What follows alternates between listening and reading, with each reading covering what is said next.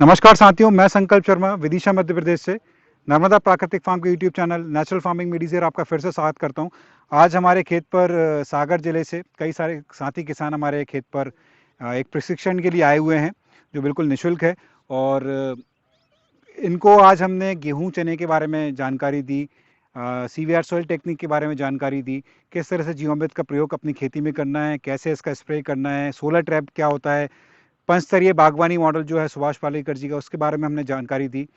जीवामृत को सिंचाई के साथ कैसे देना है, उसका एक जो जुगाड़ हमने बनाया था उसके बारे में हमने इनको जानकारी दी।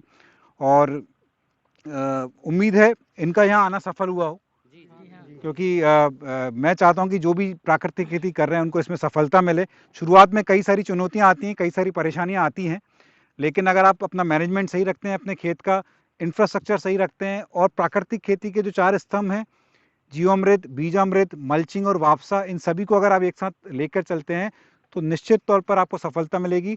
और इन साथियों का एक मन में ये प्रश्न भी था कि मार्केट को कैसे तलाशा जाए। तो मेरा ये मानना है, शुरुआत में आप अपनी लागत कम करिए, प्रोडक्शन केमिकल फार्मिंग के बराबर लेके आइए और धीरे धीरे अपने मार्केट को बढ़ाइए। इतना बड़ा समूह है, एक ही जगह के ये सारे किसान हैं। तो अगर ये सारे किसान एक साथ अगर प्राकृतिक खेती कर रहे हैं तो जो वॉल्यूम की हम जब बात करते हैं, तो एक साथ अगर ये शरबती गेहूँ या कोई और फसल उगाएंगे तो उनको ग्राहक भी उसी तरीके से आसानी से मिल पाएंगे। आप लोग में से कितने लोग अभी कर रहे हैं खेती, प्राकृतिक खेती कर रहे हैं? सभी लोग कर रहे हैं क्या, है ना?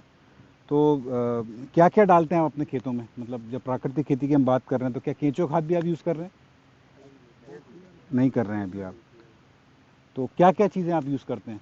अभी तो घनामृत बनाया, उसके लिए वो गोबर वाली खाद बनाया, घन जीवामृत बनाया, ठीक है। और उसके बाद जीवामृत डाला है। अच्छा, एक बार घन जीवामृत कैसे बनाते हो आप? घंजी अमृत में गुड़, बेसन और गोबर और गौमूत्र और पीपल या बरगद के नीचे की मिट्टी है। नहीं, घन जीवामृत, वो तो जीवामृत की आप बात कर रहे हो। घन जीवामृत भी आप ऐसे ही बनाते हो क्या? हाँ। आपने मेरा वीडियो देखा है घन जीवामृत बनाने का? नहीं देखा अभी? नहीं, देखिए, घन जीवामृत बनाने के लिए मेरा एक तरीका है, मैंने एक वीडियो भी डाला है मेरे यूट्यूब चैनल। आपने लोगों ने देखा है किसी ने? कुछ लोगों ने देखा है। अच्छा, तो मेरा एक यूट्यूब चैनल भी है जिसमें नेचुरल फार्मिंग के बारे में, प्राकृतिक खेती के बारे में मैं बताता हूँ। उसमें एक मैंने वीडियो बनाया है घन जीवामृत बनाने के लिए। तो अगर आपके पास सूखा गोबर है, हमारे घूरे की जो खाद हम बोलते हैं ना, जो बरसात में आप डाल के रखते हैं, तो उस खाद को आपको क्या करना है कि 2 फीट ऊंचा आपको परत बनानी है और करीब 10 फीट आप उसकी दूरी रख सकते हैं। एक एक फीट पे आप बांस की मदद से गड्ढे करिए उसमें, है ना? जैसे ये अगर आपका घन जीवामृत फैला हुआ है तो आपको गड्ढे करने हैं बांस की मदद से। उन गड्ढों में आपको जीवामृत डालना है, समझ गए? जीवामृत आपका तैयार है ना? जीवामृत कैसे बनता है पता है आप लोगों को, है ना? जीवामृत तैयार हो जाए आपका तो इस घन जीवामृत, जो आपने गोबर की खाद डाली है, इस पे आपको घन जीवामृत डालना है गड्ढे में और 1 हफ्ते तक उसको छोड़ देना है जमीन में। हाँ, अब 1 हफ्ते बाद क्या करना है कि उसी खाद को काटना है आपको फावड़े से। तो आपको काटना कैसे है कि मान लीजिए आपने इतने इतने एरिया में आपने खाद डाली है, अब काटने के बाद आप पलटी करके इसको इस तरफ ले आइए तो वो जगह खाली हो जाएगी आपकी, है ना? जिस दिन आपने इसको काटा है उस दिन आपको फिर से उसमें गड्ढे करने हैं, फिर से आपको जीवामृत डालना है। अब कई लोग सवाल पूछते हैं कि इसमें जीवामृत कितना डालना है, ठीक है? तो ऐसा उसका कोई माप नहीं है, जितने आपने गड्ढे करें उसमें फुल आप उस गड्ढों को भर दीजिए जीवामृत से। तो इसका कोई माप नहीं है कि आपको 200 लीटर ही लेना है या 400 लीटर लेना है, ठीक है? अब ये दूसरी बार हमने जीवामृत डाला है, 1 हफ्ते बाद फिर से आप इसको काटिए और ये पूरी प्रक्रिया के दौरान आप उसमें नमी बना के रखिए, ठीक है? तो अब ये 2 बार आपने डाल दिया, 2 बार के बाद अपने को ज़रूरत नहीं है, हर हफ्ते आप इसको काटते रहिए।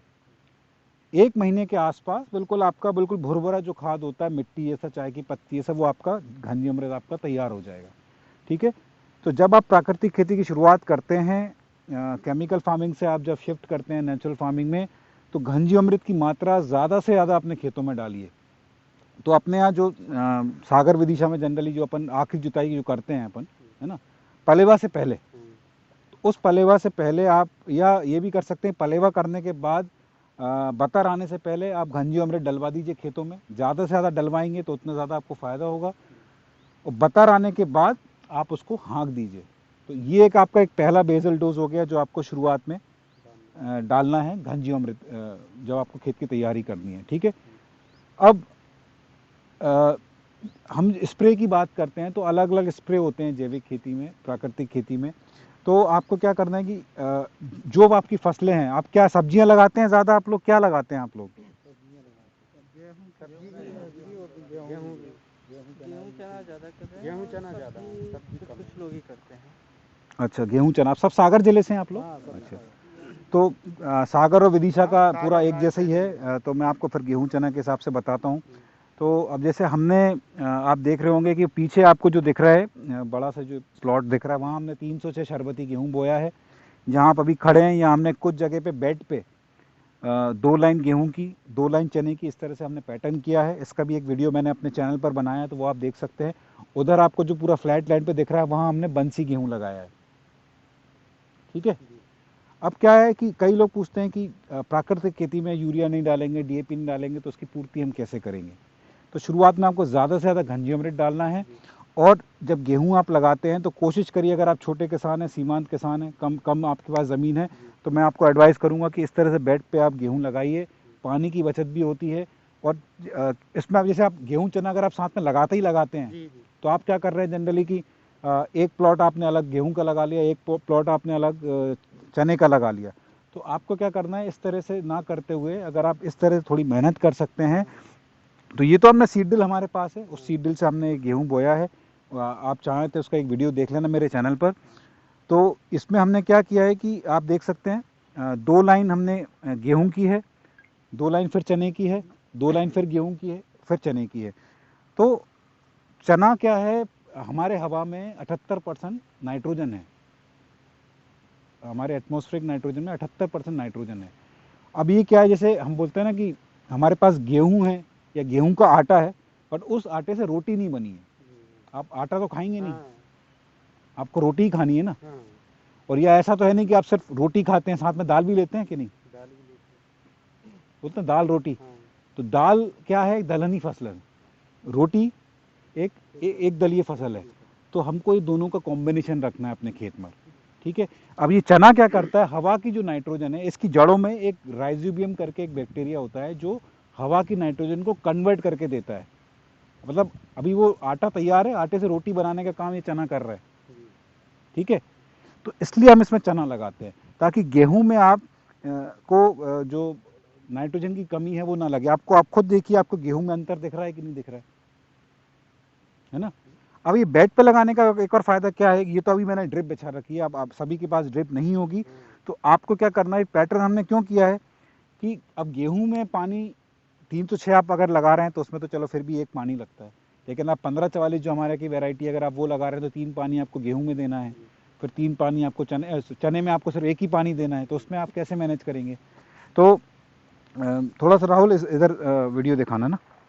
तो इसमें आपको क्या करना है कि तो आप देखो, ये अगर आप फ्लड इरिगेशन कर रहे हैं, ड्रिप आपके पास नहीं है, तो शुरुआत में तो आपको क्या करना है, एक जैसा पानी चाहिए। गेहूं में भी आपको एक जैसा पानी चाहिए, चने में भी। फिर हम क्या करते हैं, 40 से 50 दिन बाद चने में हम पहला पानी देते हैं। तो उस तरह से आप चलने दीजिए। जब आपको चने में पानी रोकना है और गेहूं में पानी चालू रखना है, तो आपको क्या करना है कि ये गेहूं वाली जो नाली है, इस नाली में आपको पानी देना है और इसमें पानी आपको नहीं देना है। तो चने में पानी नहीं लगेगा, गेहूं में पानी लग जाएगा। तो अपना ये पर्पस सॉल्व हो जाएगा कि गेहूं चने में आपको जो पानी का मैनेजमेंट है वो आपको अलग से आपका वो मैनेज हो जाएगा। ठीक है। अब बात करते हैं पोषण कैसे देना है। तो अभी हमने शुरुआत में घन जीवामृत दे दिया। घन जीवामृत के बाद में आपको क्या करना है कि अब कुछ अपने को स्प्रे करने हैं। तो स्प्रे में हम पहला स्प्रे करते हैं जीवामृत का। ठीक है। तो 100 लीटर पानी में 10 से लेकर 20 लीटर आप जीवामृत मिलाइए, और 20 से 21 दिन की आपकी जब फसल हो जाए तब आपको इसका स्प्रे करना है। ठीक है। तो गेहूं में तो कोई रोग लगता नहीं है, अब चने में इल्ली लगती है, उसका क्या करें? तो आप अभी जो जैविक खेती कर रहे हो, प्राकृतिक खेती कर रहे हो, तो क्या करते हो कीटनाशक के लिए आप? इल्ली की दवाई बनाई है, वो क्या बनाइए बताइए। उसमें जे अकौआ के पत्ता, धतूरे के पत्ता, बेशरम के पत्ता और अंडी के पत्ता, कंजी के पत्ता, सीताफल के पत्ता और ना सारे जो गाय नहीं खाती वो सारे पत्ते हाँ, आपने वो डाल पत्ते, दिए। हाँ। और कुछ मिलाया आपने इसमें? गोमूत्र गोमूत्र मिलाया, और कुछ? नहीं मिलाया। देखिए लहसुन और वो हाँ तो मिर्ची। हाँ तो 10 पन्नी अर्क बोलते हैं इसको, जिसमें आप 200 लीटर पानी में करीब 2 से 5 किलो गोबर लेते हैं, 10 लीटर आपको गोमूत्र लेना है। ये सारे जो पत्ते आपने बताए हैं ये करीब 2-2 किलो ये पत्ते लेने हैं, आधा से 1 किलो आपको लहसुन की चटनी, अदरक, मिर्ची, हींग, हल्दी, ये सब आपको लेना है। दूसरा एक और तरीका है, आपने अगर सुना है कि नहीं, एक CVR सॉइल टेक्निक का नाम सुना है आप लोगों ने? नहीं सुना आपने? ओके, ये हमारे हैदराबाद के हैं श्री पद्मश्री चिंतला रेड्डी जी। अभी उनको इसी साल अभी पद्मश्री से राष्ट्रपति ने अभी उनको पुरस्कार दिया है। तो उनकी एक बहुत अच्छी टेक्निक है। आपको जान के ताज्जुब हुआ कि हमारी खेत की जो मिट्टी है उसी मिट्टी का आपको स्प्रे करना है कीटनाशक के तौर पर, ठीक है। तो ये जो मिट्टी है, ये ऊपर की जो मिट्टी है, ठीक है, तो ऊपर की जो 3 इंच तक की जो मिट्टी है इसको हम बोलते हैं टॉप सॉइल, ठीक है। अब इसको आपको खोदना है, कब तक? 3 फीट तक आपको खोदना है, ठीक है। तो ऊपर की मिट्टी को आप अलग बोरियों में रख लीजिए, करीब 10 बोरियां भर के रख लीजिए। नीचे की 3 फीट आप खोद लीजिए, 3 फीट के बाद की जो मिट्टी निकलेगी आपको उसको स्टोर करके रखना है, ठीक है। तो कोशिश करिए इसी मौसम में या गर्मियों में आप उसको खोद के रख लें, बरसात में थोड़ी सी दिक्कत आएगी आपको खोदने में। और ये 3 फीट की बाद की जो मिट्टी है आप इसको स्टोर करके रख लीजिए, साल भर, 2 साल, 3 साल कभी खराब नहीं होगी ये, ठीक है। इसका भी एक मैंने वीडियो बनाया है मेरे चैनल पर, आप प्लीज़ एक बार लिंक शेयर कर दीजिएगा आप इनको चैनल का, है ना। तो CVR सॉइल टेक्निक का एक प्लेलिस्ट है, तो मिट्टी कैसे खोदनी है, कैसे स्टोर करनी है, वो आपको उस वीडियो में दिख जाएगा। तो ये मिट्टी आपको स्टोर करके रखनी है एक जगह। आपका मिट्टी निकाल के कोई भी एक जगह आप इसको डाल दीजिए, छाँव है तो छाँव में डाल दीजिए, और ऊपर से एक तिरपाल या कोई पॉलीथीन से आप उसको ढक के रख दीजिए, ठीक है। अब गेहूं में अगर आपको स्प्रे करना है तो 15 किलो ऊपर की मिट्टी, जो हमने ऊपर वाली मिट्टी निकाली थी, और 15 किलो नीचे वाली जो मिट्टी है 3 फीट वाली, उसको मिला के 15-15 किलो 200 लीटर पानी में मिक्स करना है। 5 मिनट आप उसको छोड़ दीजिए ताकि जो मिट्टी है नीचे बैठ जाए, आप उसमें फंसे ना, क्योंकि मैं तो ट्रैक्टर वाले से करता हूँ, तो ट्रैक्टर में प्रेशर ज़्यादा होता है, छन्नी ज़्यादा स्ट्रॉन्ग रहती है, तो उसमें मिट्टी फंसती नहीं है। लेकिन अगर आप जो पीठ पे टांगने वाले से अगर आप करेंगे तो उसमें क्या होगा कि फंसने के चांसेस रहते हैं, तो आपको छानना पड़ेगी मिट्टी को। तो गेहूं में आपको ऊपर नीचे दोनों की मिट्टी लेनी है। चने में आपको क्या करना है, चने की खेती में ऊपर के पत्ते जो हैं आपको उसमें हल्के हल्के काले काले से मिट्टी जैसे वो अंडे दिखने लगते हैं शुरू में, ध्यान देना आप, इल्ली आने से पहले दिखते, वो हमको उस टाइम ध्यान नहीं रहता, बट वो इल्ली के अंडे होते हैं, ठीक है। तो ये अभी जैसे इसमें आपको कहीं भी इल्ली का कुछ मतलब जो काले काले कलर के जो छोटे छोटे वो रहते हैं वो नहीं दिख रहे हैं, ये बिल्कुल सही समय है इस पे स्प्रे करने का। तो आपको क्या करना है, 30 किलो जो मिट्टी है नीचे वाली गहराई की जो मिट्टी है उसको 200 लीटर पानी में घोलना है, ठीक है, और उससे पूरे पौधे को नहला देना है ताकि हल्की हल्की सी जो परत है मिट्टी की वो आपके पौधों पे आ जाए, ठीक है। तो ये स्प्रे कब करना है, जब वो अंडे आने की स्थिति से पहले, क्योंकि एक बार जब इल्लियां लग जाती है तो उसके बाद कंट्रोल करना बहुत मुश्किल होगा आपको, ठीक है। तो बोनी करने के कितने समय? अब जैसे ये, अब ये देखो मैं आपको बताऊं, ये 10 नवंबर की बोनी है, आज 10 तारीख की है, आज 1 महीना हो गया। 1 महीने या 25 दिन की फसल पे आप कर दीजिए, और पहले ही कर दीजिए। और ये स्प्रे आप कम से कम हर 10 से 15 दिन में आप इसको रिपीट करते रहिए। रामबाण है ये, आपको विश्वास नहीं हो रहा होगा अभी। नहीं, कई लोग बोलते हैं मिट्टी के स्प्रे से कैसे हो सकता है। आप मेरे जो बंदा हमारा शूट कर रहा है राहुल, आप इनसे पूछ सकते हैं, हमारे साल कई सालों से जुड़े हैं, तो ये खुद बोलते हैं भैया कि मिट्टी का स्प्रे कब करना है। तो इतना अच्छा रिजल्ट है। अभी हमने कल हमारे चनों में, आपको उधर जो दूसरा वाला खेत है मैं आपको लेके चलूँगा अभी, तो वहाँ कुछ कुछ जगह हम थोड़ा लेट हो गए थे वहाँ चने में स्प्रे करने में, तो इल्ली का थोड़ा सा प्रकोप उसमें है। तो कल ही हमने उसमें फिर से अभी CVR सॉइल टेक्निक का स्प्रे किया है। और हमने कुछ फेरोमोन ट्रैप्स भी लगा के रखे हैं इल्लियों के लिए, वो भी आप लगा सकते हैं, वो उसके बारे में हम आगे बात करेंगे कि आपको क्या करना है उसके लिए, ठीक है। तो चनों में जनरली और कुछ ज़रूरत नहीं पड़ेगी आपको। बीच बीच में आप चाहें तो गेहूं के साथ जीवामृत का स्प्रे कर दीजिए चनों में, और कीटनाशक के तौर पे मिट्टी का, और बीच में आप चाहें तो 10 पन्नी अर्क भी उसमें मिला के कर सकते हैं। तो 200 लीटर पानी में 30 किलो मिट्टी लिया आपने, और 30 किलो मिट्टी में 200 लीटर पानी में करीब आप समझ लीजिए 30 लीटर दशपर्णी अर्क भी आप उसमें मिला सकते हैं। तो ये दोनों मिला के आप इसको स्प्रे करिए, बहुत अच्छे रिजल्ट आपको मिलेंगे। ठीक है। मसूर अगर आप लगाते हैं तो मसूर में माहू लगती है। मसूर में जो माहू है उसका मैं दशपर्णी अर्क भी स्प्रे करके देख चुका हूँ, या नीमास्त्र भी स्प्रे करके देख चुका हूँ। जो सबसे अच्छे रिजल्ट मिले हैं वो मिट्टी के स्प्रे से मिले हैं। एक दिन में आपको रिजल्ट मिलेगा इसका। आप करके देखिएगा कुछ जगह पे। धनिए में धना लगाते हैं हम, खड़ा धनिया लगाते हैं, उसमें भी अगर आपको माहू लगती है तो उसमें भी आप इसका स्प्रे कर सकते हैं। लेकिन ये स्प्रे कब करना है, ऐसा नहीं कि बहुत ज़्यादा मतलब लग गया प्रकोप तब आप कर रहे हैं।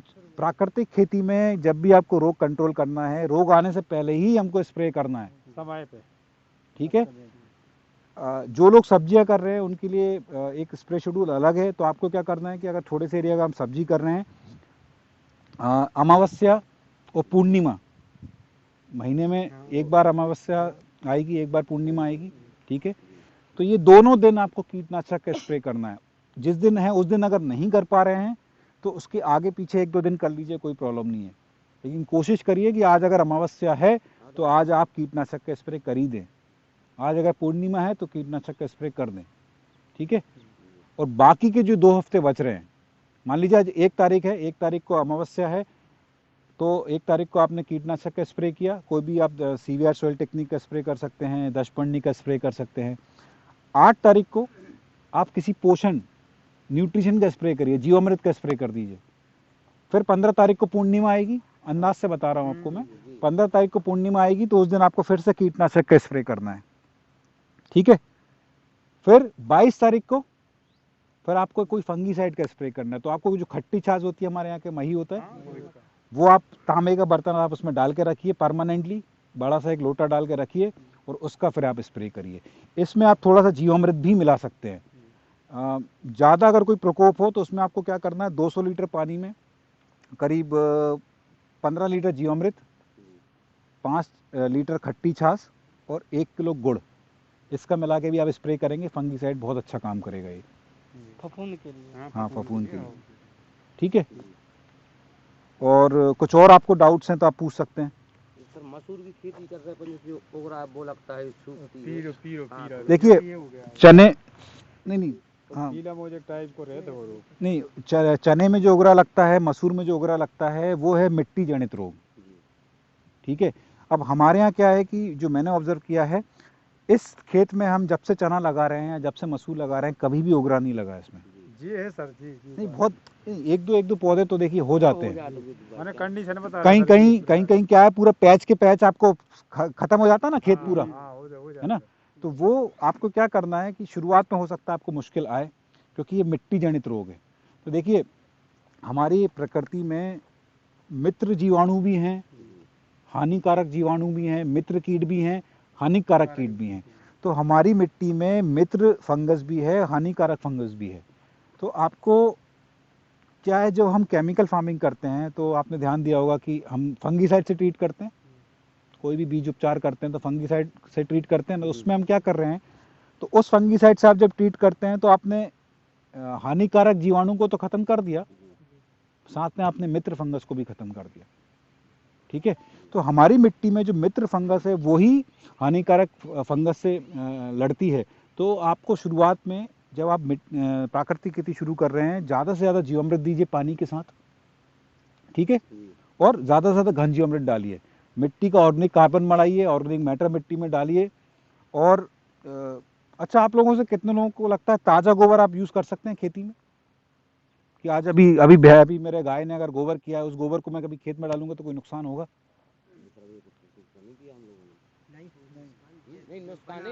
नहीं, ताज़ा गोबर खेती में डाल सकते हैं क्या आप लोग बताइए मुझे।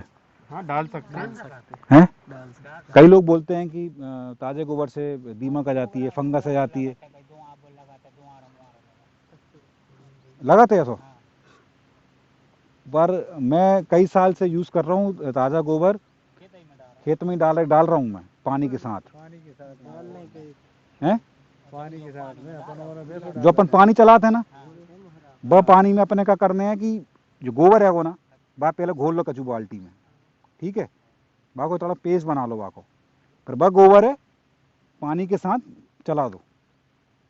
अपन जो ध्यान रखना है कि खेत में नमी होने चाहिए, ठीक है, कोई दिक्कत नहीं आएगी, आप करके देखिए, कोई दिक्कत नहीं है।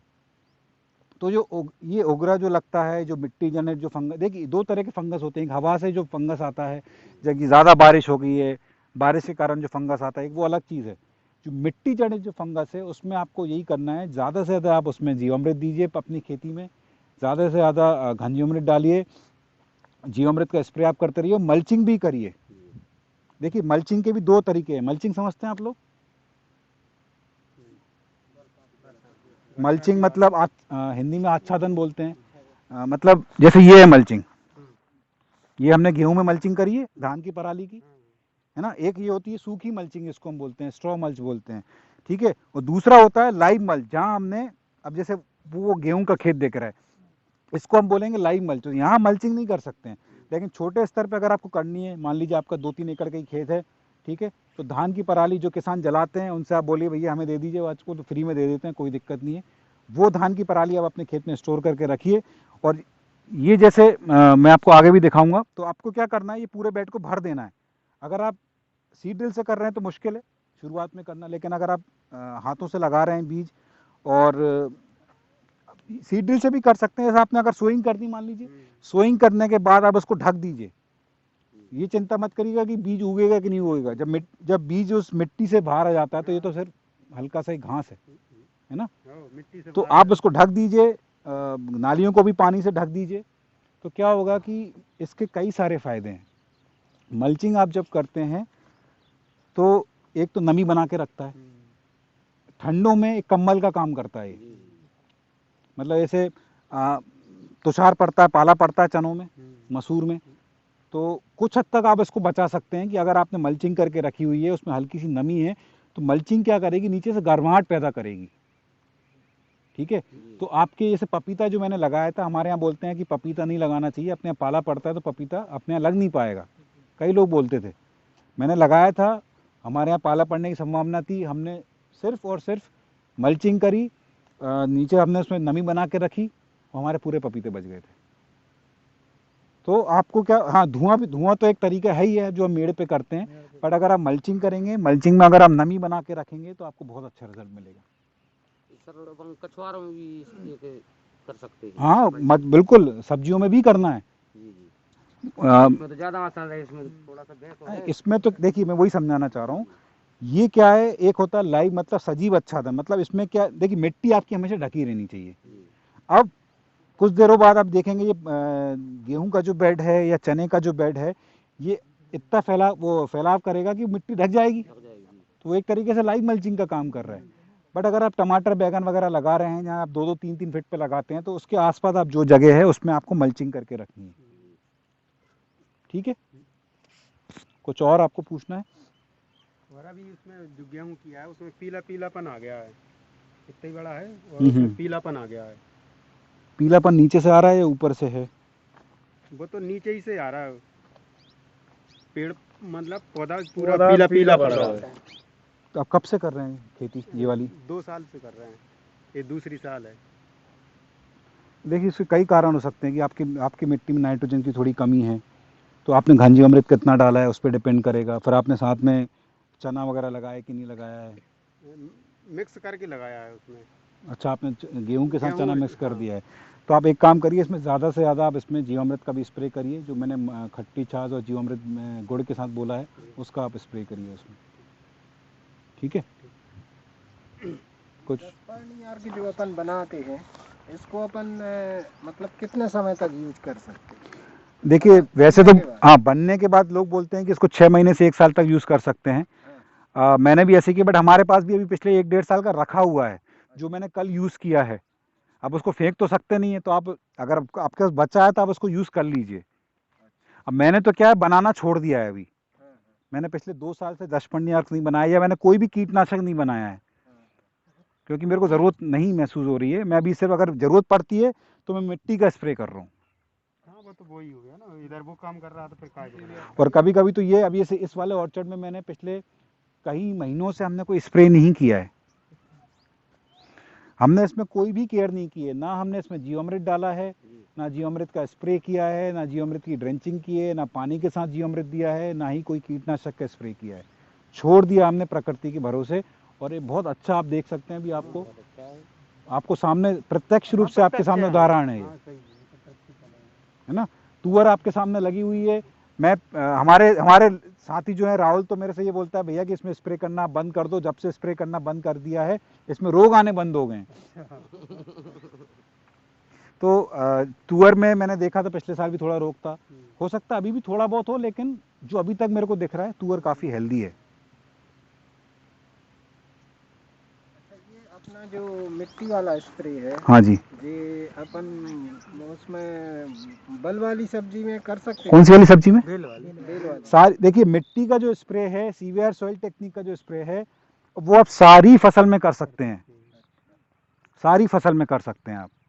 ठीक है, मैं आपको आगे दिखाता हूँ उसका जो मैंने कुछ बैगन मैंने ट्रायल के लिए लगाए थे उसका क्या रिजल्ट है। इस पॉइंट पे कुछ और पूछना, गेहूं चने के लिए आपको? इस तरह भी स्कट हो गया, अब थोड़ी कच्ची गेहूं में सर जी बिछाते हैं जैसे आप, हाँ हाँ। जी बिछाते, इसमें सबसे ज्यादा नेची से वो लग जाता है दोबारा। क्या लग जाता है? दोबारा दीमक। अच्छा, बहुत अच्छा सवाल पूछ लिया आपने। दीमक क्या लगता है आपको, मित्र कीट है या शत्रु कीट है? क्या लगता है आपको, दीमक नुकसान पहुंचाता है? नहीं नुकसान। मुस्कान वो पेड़ जहाँ लग जाता तो पेड़ सूख जाता। अच्छा, देखिए दीमक जो है कभी भी जिंदा चीज़ों को नहीं खाएगी, आप समझिए इस चीज़ को। लकड़ी में दीमक लगती है, लकड़ी में कोई जान होती है? नहीं, सूखी लकड़ी में ही लगती है ना। हाँ सूखी। तो दीमक अगर इसके आसपास है भी तो आपके पौधों को नुकसान नहीं करेगी, अगर आपने दीमक के लिए पर्याप्त भोजन दिया हुआ है। ठीक है, वही तो माने उनके नाम आप चिंता मत करिए। दीमक, मैं आपको एक वीडियो मैंने बनाया था दीमक के ऊपर, मेरे YouTube चैनल पर है, वो दीमक का वीडियो आप देखिएगा। उस वीडियो में एक मौसम्बी का पेड़ है जिसके पूरे तने में दीमक लगी हुई है, लेकिन वो पौधा पूरा हरा भरा है। ठीक है, तो दीमक कभी भी जिंदा चीज़ों को कोई नुकसान नहीं पहुंचाएगी। आप अगर ये मल्चिंग करेंगे, आपके सामने मल्चिंग की है, आप देख लीजिए अगर कोई आपको उसमें नुकसान दिख रहा है तो। उधर आपको दूसरे वाले बेड पर भी दिखाऊंगा जहां मैंने हाथों से मैंने गेहूं की बिजाई की है, श्री विधि से मैंने गेहूं लगाया है। 1 एकड़ में से 3 से 4 किलो बीज लगता है और दोगुना उत्पादन मिलता है। तो अगर आप छोटे किसान हैं, 1 एकड़ या 2 एकड़ ही आपके पास खेत है, तो वो बहुत अच्छा तरीका है गेहूं लगाने का, और उसमें पैदावार भी आपकी दुगनी है। तो वो 1 एकड़ में माने कितनी पैदावार जी? कौन सा? वही जो वो अगर जो श्री विधि से अगर आप लगाएंगे तो जो आपको 1 एकड़ में 10 कुंटल मिल रहा है वो आपको 18 से 20 कुंटल मिलेगा, या 1 एकड़ में आपको 20 कुंटल मिल रहा है तो वो आपको 25 कुंटल मिलेगा। ऐसा है, ज़्यादा ही मिलेगा, कम नहीं मिलेगा आपको। ये 2016 से स्टार्ट किए थे। हाँ, 2016 से जब ये स्टार्ट किए थे तो प्रोडक्शन में क्या मतलब किस तरह से चली है, मतलब उसकी ग्राफ कैसा रहा? नहीं, प्रोडक्शन में कमी नहीं आई है, क्योंकि आप अगर प्राकृतिक खेती के सारी चीज़ों को साथ लेके चलते हैं, देखिए कई लोग बोलते हैं सिर्फ जीवामृत डाल दिया या घन जीवामृत डाल दिया तो खेती हो गई, ऐसा नहीं है। आपको मल्चिंग की जो इम्पोर्टेंस है, मल्चिंग की जो उपयोगिता है वो भी आपको समझनी पड़ेगी। अगर नेचुरल फार्मिंग की सारी चीज़ों का अगर आप साथ लेके चलते हैं तो आपको कोई प्रॉब्लम नहीं आएगी। तो जैसे ये प्रोडक्शन है वो कांस्टेंट रही है या फिर बढ़ती रही है, या फिर कभी ऐसा नहीं, बड़ी नहीं है। देखिए ऐसा नहीं है कि केमिकल फार्मिंग से ज़्यादा आ जाएगा प्रोडक्शन, जो बीज का एक पर्टिकुलर लेवल है उतना ही आएगा, कम नहीं होगा। कम नहीं? हाँ।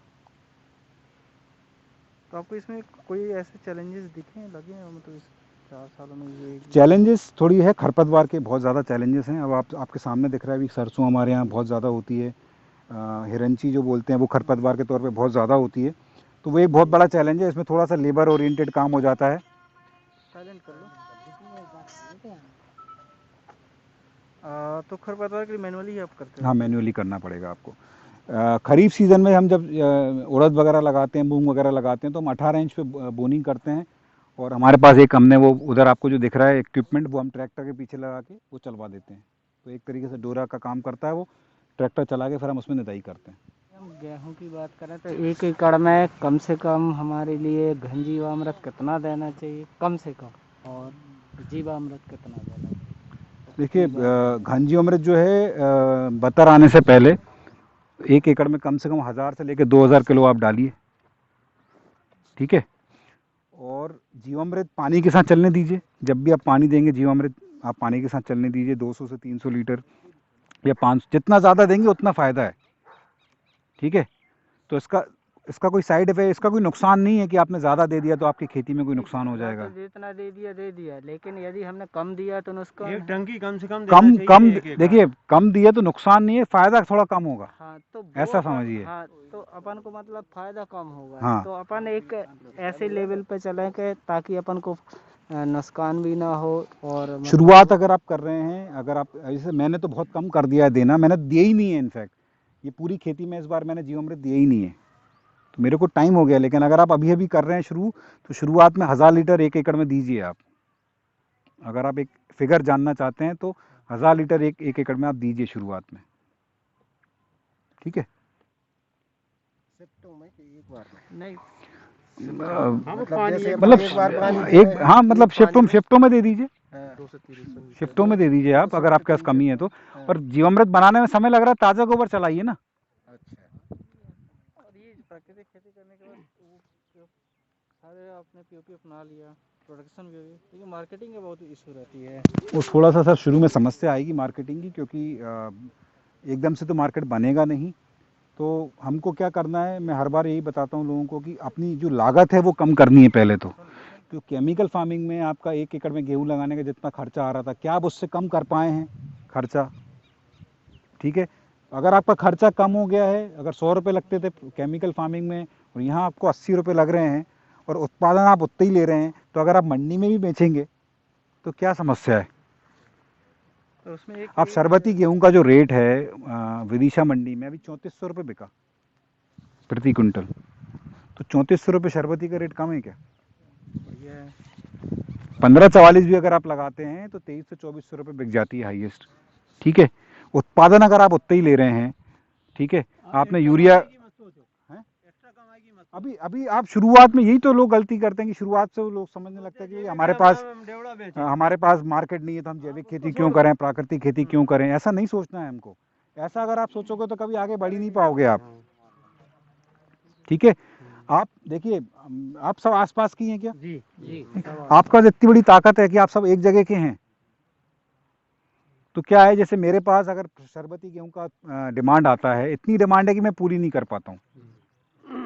300 से 400 क्विंटल की डिमांड होती है, मेरे पास नहीं होता है, ठीक है। तो आप जब ग्रुप में मिलकर कोई खेती करेंगे, आपने डिसाइड कर लिया भैया कि सारे किसान इस बार शरबती गेहूं लगाएंगे, ठीक है, और आप सर्टिफिकेशन करा लीजिए एमपी गवर्नमेंट से, महंगा भी नहीं है, तो कम से कम सर्टिफिकेट। अभी मेरे पास एक ऑर्डर आया है, आपको मैं सभी को बताना चाहूँगा। एक जर्मनी से, एक बॉम्बे की कोई पार्टी है, उन्होंने जर्मनी में एक डिमांड है, अभी जो खरीफ फसल आएगी मूंग की डिमांड है, ठीक है, 100 से 200 टन की डिमांड है। फिर रबी सीजन में जो चने के टाइम पे काबुली चने की डिमांड है।